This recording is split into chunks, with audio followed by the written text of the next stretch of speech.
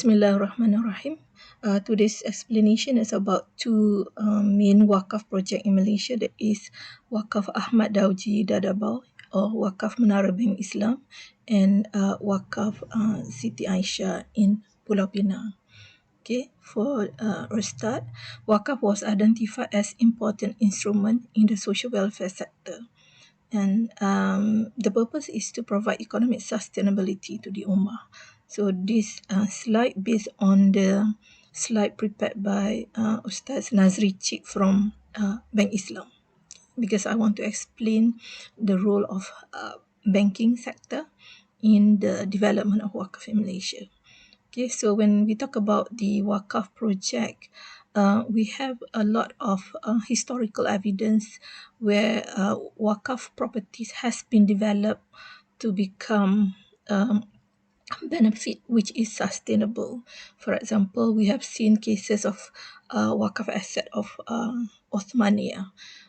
You can see a lot of evidence until now. They have the Wakaf hospital, Wakaf education, cash Wakaf, the famous cash Wakaf, originally from the Osmania, and Wakaf of Well of Roma.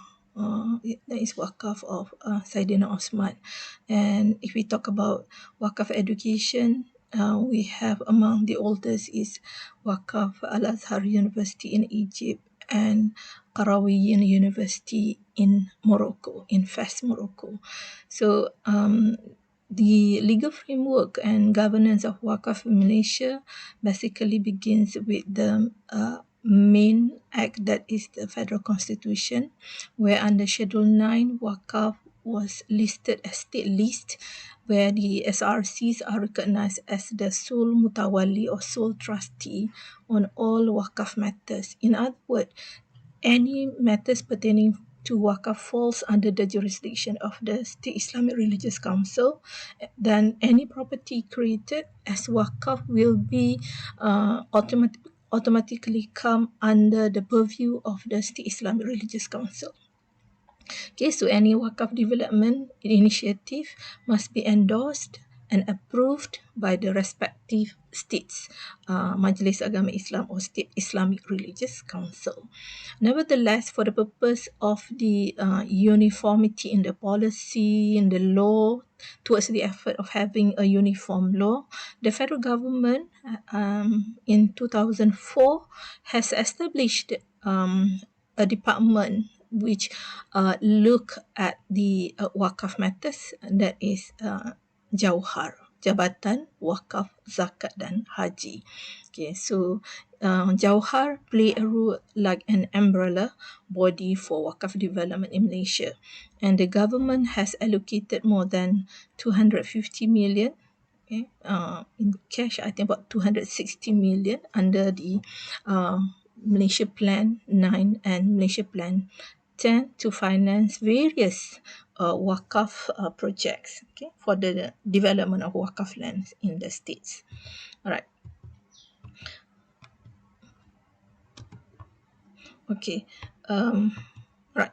So, as I mentioned, today's topic is more to look at how Islamic banks play their role in developing Wakaf in Malaysia. Okay, so Ustaz Nazri has mentioned several projects. Okay, for example, Menara Imarah Wakaf Majlis Agama Islam, Menara Bank Islam. In this case, the bank that involved is Bank Islam. So the land has been developed.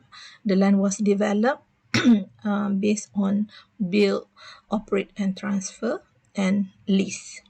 Okay, and second one is Project Taman Wakaf Siti Aisyah in Pulau Pinang, where the bank is Bank Islam and Ar-Rajhi Bank both play a role as an financier, the bank that provide loan to the purchasers who want to buy the project or who want to lease the project. Okay.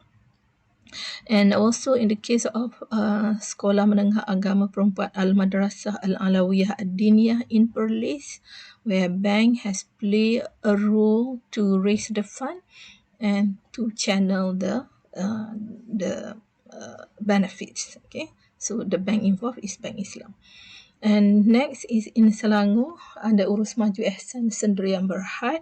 So Yayasan Perbadanan Wakaf Selangor has established a company, Urus Maju Ihsan Sendirian Berhad, which focus on housing and commercial project. So in this case, bank that involved is Bank Islam as the bridging finance, provide bridging finance. Bridging finance is sort of like a short-term loan for the development of the project. And in cash wakaf, the bank also many banks that involved in cash wakaf actually. It was started with Wakaf Selangor Muamalat. So the bank involved is Bank Muamalat. So Bank Muamalat acts as the agent that collect the fund, and after that channel to various beneficiaries. Okay, and Wakaf Ar-Ridwan, the bank involved is Maybank Islamic. Wakaf donation by the bank, investment, and also they do the collection. So this is a specific program under Maybank Islamic and Maybank Takaf and Wakaf Takaful. This is about the project which involve wakaf of the benefit from Takaful, initiated by Takaful Ikhlas.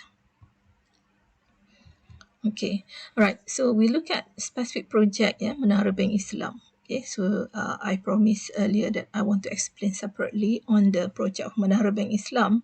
So again, I refer to the uh, Ustaz Nazri Cik being the party that involved from Bank Islam, being the bank that directly involved in the project. Okay, so let's look at the wakif for this project. The land belonged to a wakif, that is Ahmad Dowjee, Dada Boy. You can refer to the video specifically on to know on who is Ahmad Dowjee, Dada Boy. Okay, a businessman from Gujarat, a millionaire who dedicated almost all of his property as wakaf. Okay, so Menara Bank Islam involve a piece of wakaf land of the size of 1.2 acre located at Jalan Tumperak, Kuala Lumpur, which is very in the Golden Triangle, very near to KLCC. Okay, so the wakaf, being wakaf in Kuala Lumpur, so Mawib become the sole trustee of the property, which has the responsibility to develop the property. So the party that involved in this project is Majlis Agama Islam Wilayah Persekutuan Tabung Haji. Under Tabung Haji, it has property development, TH Properties, and the bank that involved in this project is Bank Islam. Okay, so the mode of Islamic finance involved is lease. Okay, and lease also the mode of dealings under the National Land Code. Okay, so it involved an agreement between Mawib and Tabung Haji for 25-year lease, which cost of the lease, the rental of the lease is 56.6 million. And so the project is to build buildings on the land, and it use BOT, build. Okay, so TH Properties, TH will build and operate and transfer back the property to Mawi, Majlis Agama Islam. Okay, so Tabung Haji has to return the building after 25 years of the lease when the lease expired. Okay, so when the lease expire, Majlis Agama Islam will get the land with the increased value of the land plus the building, and the profits coming from the building. Okay, so upon the construction of the building, Menara Bank Islam, Tabung Haji Properties has spent about 151 million. Okay, but upon the completion of the building, the value of the land plus the properties are more or less 200 million over. So you can see these are the benefit that at the end of the day will go back to Mawib. Okay, and the Bank Islam involvement in this project is not to be the financier, but to be a party who commit to lease the properties on Tabung Haji, because this is properties built on Wakaf land. So Bank Islam has committed to lease the building for 25 years. So meaning to say Bank Islam will pay the rental for 25 years to Tabung Haji. So this is the building where headquarters of Bank Islam. Okay, right. So at the building, because the intention of the donor is to create wakaf for the benefit of the public. So mosque was also built on the basement 1 and 2. They held weekly Jumat prayers, and this congregation managed to collect among the highest collection. Weekly Jumat prayers and collecting 100,000 donation monthly. So you can imagine with this 100,000 collection, they can do a lot of program. Okay, so they provide education program, consistent education program to the people around, and they also contributed to other program as well. They have the intention to build a Tahfiz college using the contribution alone. Okay, so these are the benefit from Wakaf Ahmad Dowjee Dada Boy. Okay. Next is on Wakaf Siti Aisyah under Majlis Agama Islam Pulau Pinang.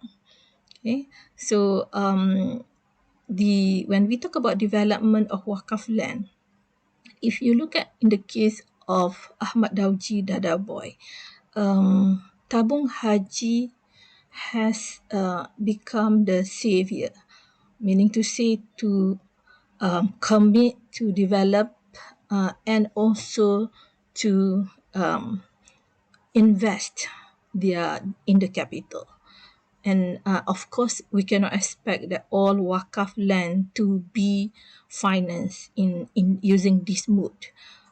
It will be difficult for Majlis Agama Islam to be able to convince the investor. Okay, so because of that, they introduce more programs, mode of financing the Wakaf project. So one of the way is to get the Islamic banks. Of course, it must be an Islamic bank because Wakaf must be Sharia compliant, free from any riba or gharar. Okay. So one of the project that bank has become the capital, the party that provide the capital for the development of Wakaf. Okay. So in the chart, you can see Majlis Agama Islam Main Pulau Pinang has appointed UDA as the developer. So this is where they need to have JV, joint venture with other parties. Okay, so Main joint venture with UDA, and so UDA take the role to develop as developer to develop the project. And upon completion of the project, the developer will hand over the project to Majlis Agama Islam, and Majlis Agama Islam will lease the properties on the land to the purchaser or the customer. Okay, so Majlis Agama Islam becomes the lessor and the customer will be the lessee. So this is where